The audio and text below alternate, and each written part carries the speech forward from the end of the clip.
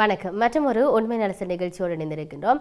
யாழ்ப்பாணத்தில் அமையப்பெறவுள்ள இந்த உள்ளக விளையாட்டு அரங்கு தொடர்பிலான பல விடயங்கள் வெளிவந்து கொண்டிருக்கிறது.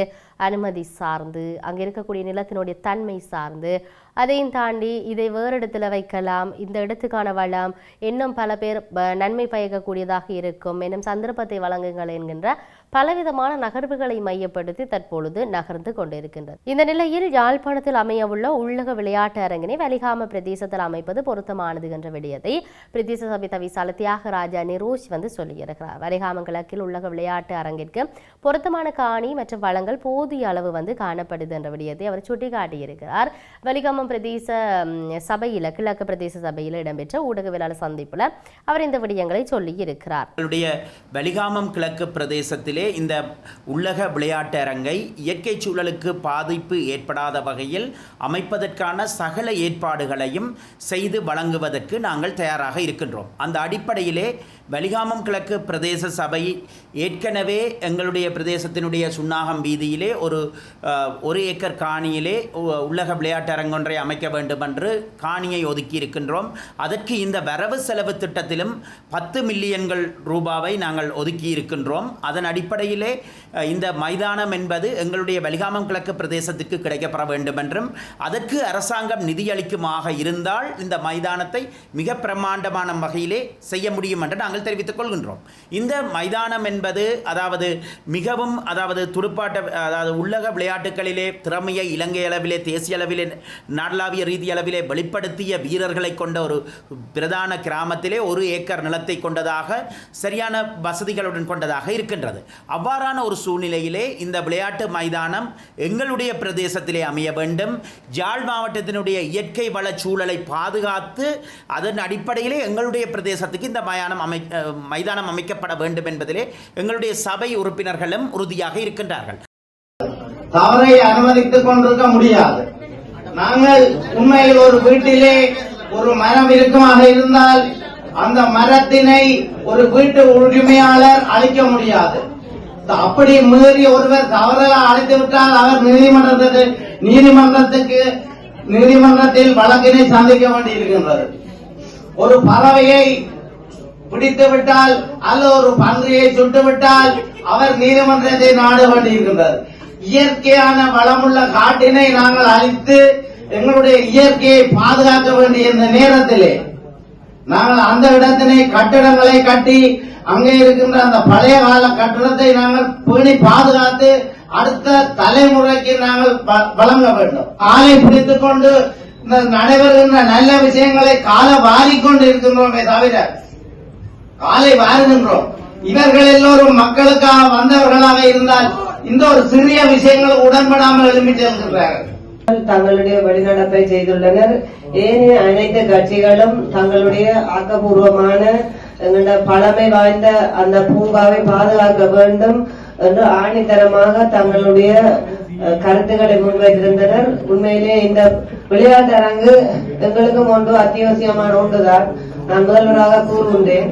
இருந்தும் அது பொருத்தமில்லாத ஒரு இடத்திலே அப்படியான ஒரு விளையாட்டரங்கை கொண்டு வந்தது மனதுக்கு மிகவும் வேதனை அளிக்கின்றது. எங்களோட பழமைகளை அழித்து நாங்கள் அதில் ஒரு விளையாட்டரங்கு எங்களுக்கு மிக தேவையில்லை. எனவே கௌரவ பிரதி முதல்வர் கூறியது போல ஒரு பொருத்தமான இடம் சிங்கள மகா வித்தியாலயம் சொல்லி இருக்கிறார். அந்த இடத்திலே அந்த விளையாட்டரங்கு வந்தால் ஒரு பொருத்தமானதாக இருக்கும் என்று சொல்லி இந்த பிரேரணையை கௌரவ பிரதி முதல்வர் முன்மொழிய அவர் கௌரவ நிசாந்தன் அவர்கள் வழிமொழிந்திருக்கிறார்.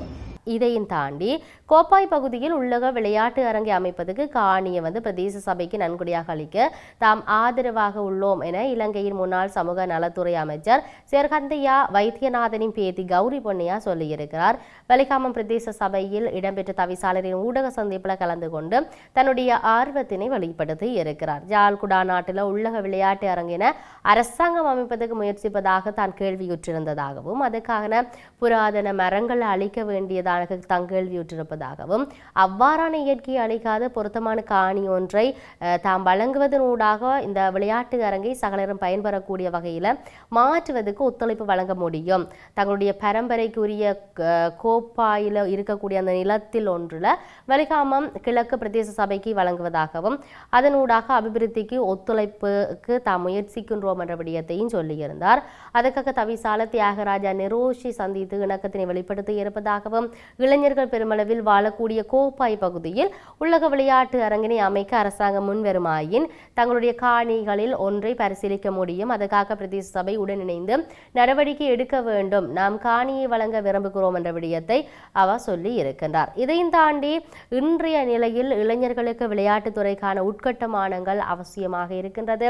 அது போதையற்ற தேசத்தை கட்டியெழுப்பவும் ஆரோக்கியமான மனித சமுதாயத்தை உருவாக்கவும் முயற்சி எடுக்கக்கூடியதாகவும் அவசியமாகவும் இருக்கிறது. எமது குடும்பம் இந்த விடயத்தை மிக முக்கியம் என்று சொல்லி கருது என்ற விடயத்தையும் அவர் சொல்லியிருந்தார்.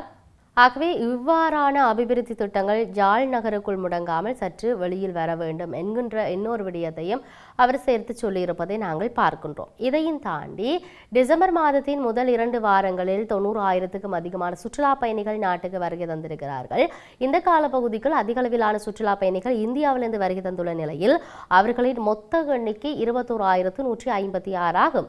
நாட்டில் ஏற்பட்ட பாரிய அனர்த்தத்தின் மத்தியிலும் சுற்றுலா பயணிகளின் வருகை தருவதாக இலங்கை சுற்றுலா அபிவிருத்தி அதிகார சபை சொல்லி இருக்கின்றது.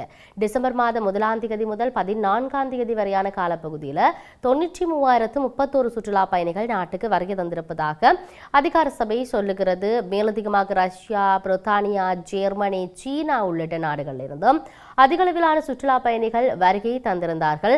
இதற்கமே இந்த வருடம் ஜனவரி மாதம் முதல் டிசம்பர் மாதம் 14ஆம் தேதி வரையான காலப்பகுதியில் நாட்டுக்கு வருகை தந்த மொத்த சுற்றுலா பயணிகளின் எண்ணிக்கை 21,96,624 ஆகும் என இலங்கை சுற்றுலா அபிவிருத்தி அதிகார சபை இந்த விடயத்தை சுட்டி காட்டியிருக்கின்றது. ஆகவே தொடர்ச்சியாக அபிவிருத்தி திட்டங்கள் என்பது முன்னெடுக்கப்பட்டு கொண்டிருக்கிறது. இன்னும் சொல்ல போனால் யாழ் மாவட்டத்துக்கான இல்லாட்டி யாழுக்கு இந்த உள்ளக விளையாட்டு அரங்கு கிடைத்திருப்பது என்பது மிகப்பெரிய அளவிலான ஒரு அபிவிருத்தி திட்டமாக பார்க்கப்படுகின்றது. இருப்பினும் இந்த திட்டம் செய்வதற்கான நடவடிக்கைகள் முன்னெடுக்கப்பட்டிருக்கின்றது. அதிலும் குறிப்பாக நிலத்தினுடைய நிலத்தன்மை சார்ந்து அங்கு அந்த கட்டுமானத்தை கட்டுவதற்கு இல்லாட்டி இந்த அரங்கை கொண்டு வருவதற்கு ஏற்ற சூழல் சார்ந்து சிந்திக்க வேண்டிய தேவை இருக்கின்றது. இதிலும் குறிப்பாக ஒரு சிலர் இங்க அபிவிருத்தி திட்டங்கள் சார்ந்தோ இங்கே நிலப்பரப்புகள் இருக்கு என்பது சார்ந்தான பல நகர்வுகள் வெளிவந்திருந்தாலும் அது சார்ந்து தீர சிந்தித்து செயற்படுவார்கள் என்கின்ற ஒரு நிலைப்பாடு இருக்கிறது. இது இன்னொரு பக்கம் இந்த சுற்றுலா பயணிகளுடைய வருகை என்பது சற்று எதிர்பாராத அளவில் இருக்கின்றது. அனர்த்தமான ஒரு இக்கட்டான நிலையிலையும் ஒரு நாட்டிற்கு சுற்றுலா பயணிகள் வருவது என்பது மிகப்பெரிய ஒரு விடயம். இவ்வாறு இருக்கின்ற பொழுது இந்த டித்வா புயலினுடைய தாக்கத்தில் அதிக அளவிலான சுற்றுலா பயணிகள் நாட்டில் தங்கியிருந்தார்கள். அவர்கள் அதிகமானவர்கள் மீள் நடவடிக்கைகளுக்காக மீட்பு பணியில் தொடர்ந்து ஈடுபட்டிருந்த காணொலிகள் எல்லாம் நாங்கள் கடந்த காலங்களில் பார்க்கக்கூடியதாக இருக்கிறது. இவ்வாறான நிலையில் காணப்படுகிறது. எங்களுடைய சுற்றுலா அபிவிருத்தியானது சற்று உயர்வடைந்து செல்வதாகத்தான் சுற்றுலாத்துறை சொல்லியிருப்பதை நாங்கள் பார்க்கின்றோம்.